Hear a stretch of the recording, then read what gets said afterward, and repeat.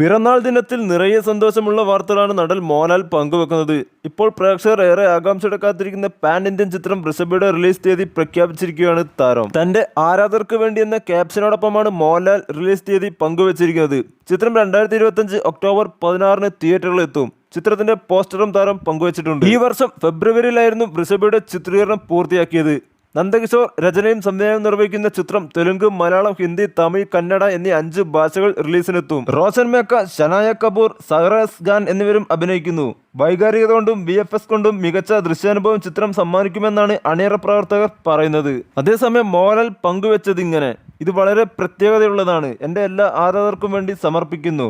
കാത്തിരിപ്പ് അവസാനിക്കുന്നു. കൊടുങ്കാറ്റുണരുന്നു. അഭിമാനത്തോടും ശക്തിയോടും കൂടി നിങ്ങളുടെ ആത്മാവിനെ ജ്വലിപ്പിക്കുകയും കാലത്തിലൂടെ പ്രതികരിക്കുകയും ചെയ്യുന്ന ഒരു കഥാപാത്രമായ ഋഷഭയുടെ ഫസ്റ്റ് ലുക്ക് ഞാൻ അനാച്ഛാദനം ചെയ്യുന്നു. എൻ്റെ ജന്മദിനത്തിൽ ഇത് അനാച്ഛാദനം ചെയ്യുന്നത് അതിനെ കൂടുതൽ അർത്ഥവത്താക്കുന്നു.